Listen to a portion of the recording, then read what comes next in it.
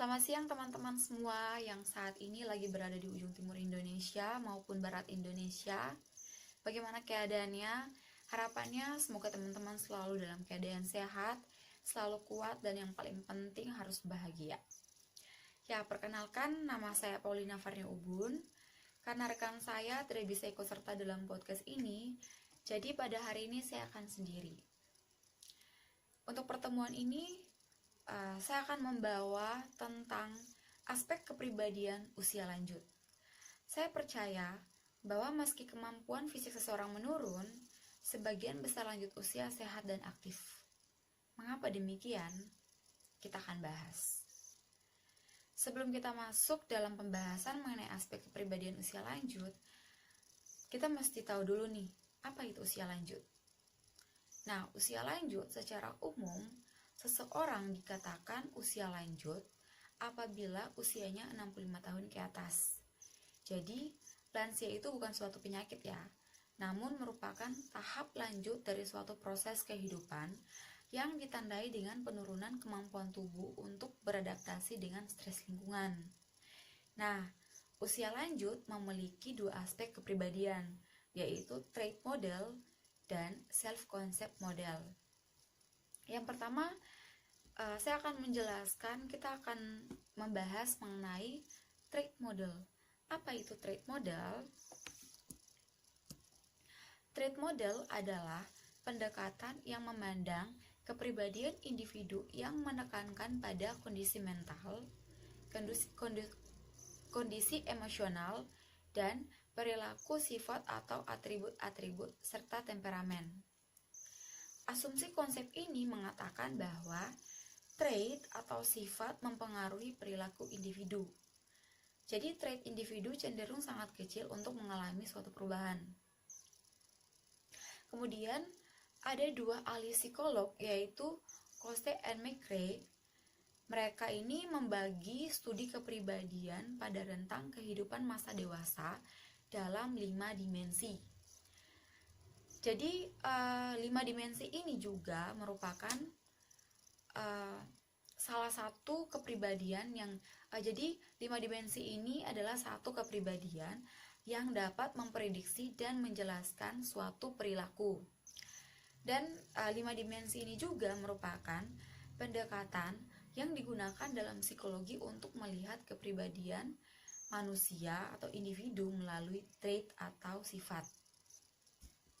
Nah, 5 dimensi itu adalah yang pertama, sifat neurotisme. Neurotisme ini menggambarkan keseluruhan stabilitas emosional individu melalui cara mereka memandang dunia.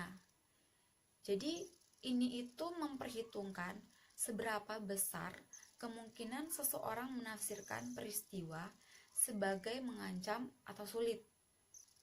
Ini juga termasuk kecenderungan seseorang untuk mengalami emosi negatif seperti rasa gelisah, mudah tersinggung, mengalami banyak stres atau kerentanan. Lalu dimensi yang kedua yaitu extraversion.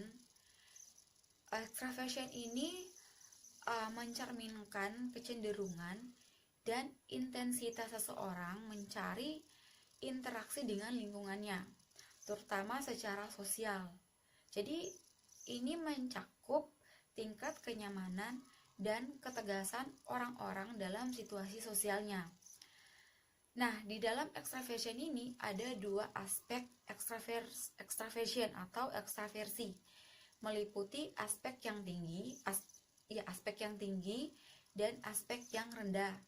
Nah, aspek yang tinggi itu meliputi sifat ramah, kemudian disemangati oleh interaksi sosial, mencari kegembiraan, senang menjadi pusat perhatian, dan keluar itu seperti dia lebih cenderung aktif. Jadi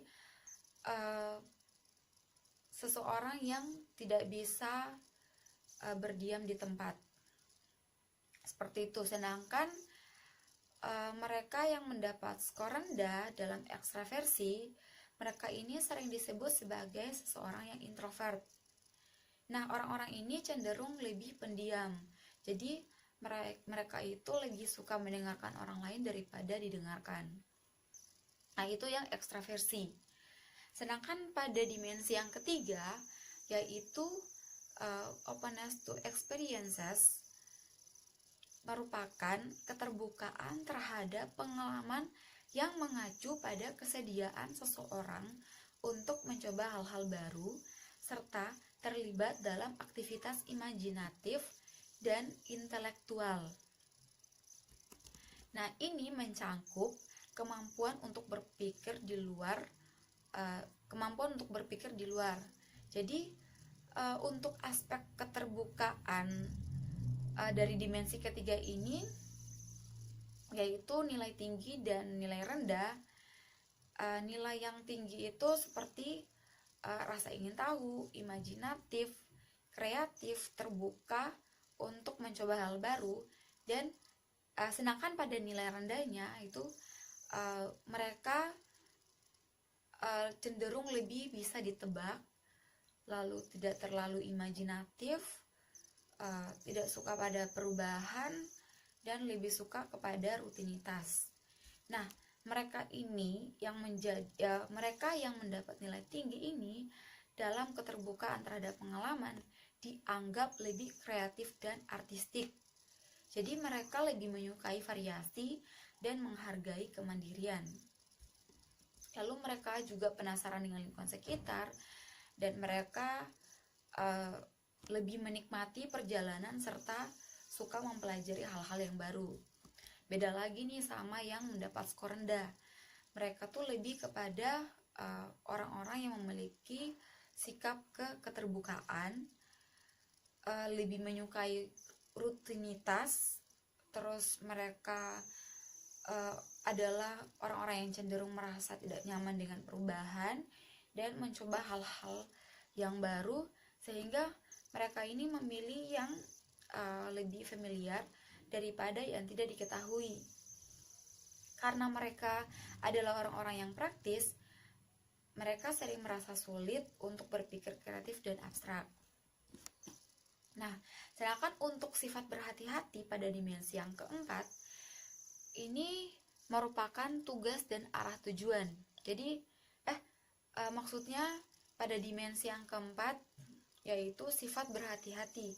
Jadi, orang-orang yang berada pada sifat berhati-hati ini merupakan orang-orang yang memiliki perilaku yang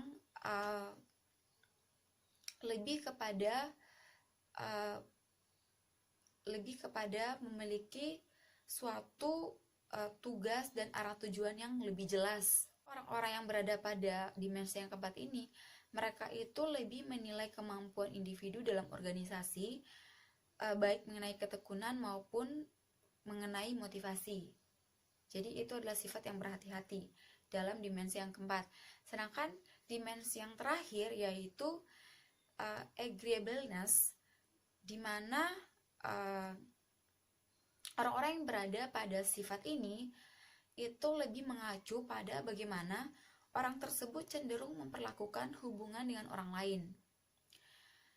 Jadi mereka itu tidak seperti ekstraversi yang terdiri dari pencarian hubungan atau kesesuaian berfokus pada orientasi orang dan interaksi dengan orang lain. Jadi mereka berbeda dengan ekstraversi, kebalikannya. 5 dimensi kepribadian menurut kedua ahli psikolog. Jadi itu yang mencakup trait model tadi. Selanjutnya, aspek kepribadian usia lanjut yang kedua yaitu self-concept model. Nah, self-concept model ini menjelaskan kepribadian individu dengan menekankan pada bagaimana individu tersebut memandang dirinya sendiri adalah bagian utama dari kepribadian.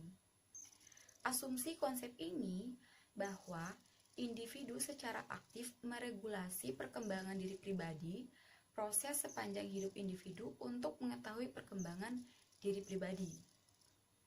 Self-concept ini mencakup pengetahuan mengenai apa yang telah dilakukan individu yang mengarah pada tujuan individu saat sekarang dan masa depan.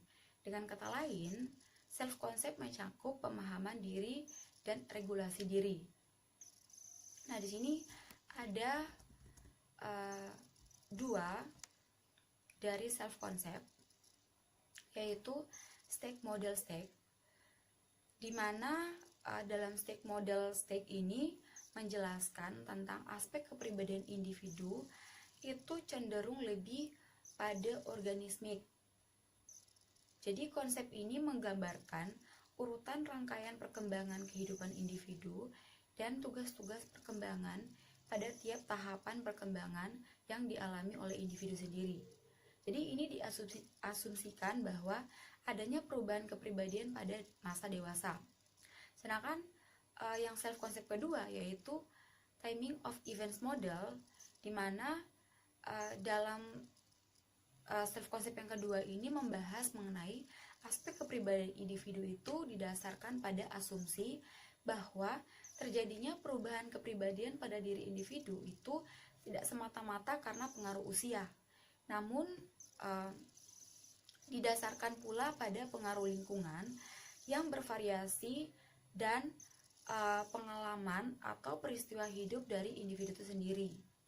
Nah, peristiwa dalam hidup itu, dalam hidup si individu ini yang memberi pengaruh terhadap perkembangan individu, sehingga dari peristiwa inilah dibagi menjadi dua kategori peristiwa, yaitu yang pertama normative life events, di mana dalam normative life events ini merupakan peristiwa hidup yang dialami oleh individu, dialami pula oleh individu lainnya secara umum, yang dapat diduga berdasarkan waktu tertentu atau on time. Sedangkan pada peristiwa yang kedua yaitu non-normative life events, yang merupakan peristiwa-peristiwa yang cenderung tidak terduga atau off time yang dimiliki oleh individu, seperti kecelakaan, lalu meninggal orang tua atau orang yang tercinta, atau juga memenangkan lotre. Nah, adanya kecenderungan individu untuk menilai diri pribadi dan peristiwa hidup yang dialami dengan kategori dini atau tepat dan lambat. Jadi itu masuk dalam non-normative life events. Nah, dari dua aspek kepribadian di atas, saya menyimpulkan bahwa trait dan self concept yang dimiliki individu sangatlah penting dibentuk sejak awal. Mengapa?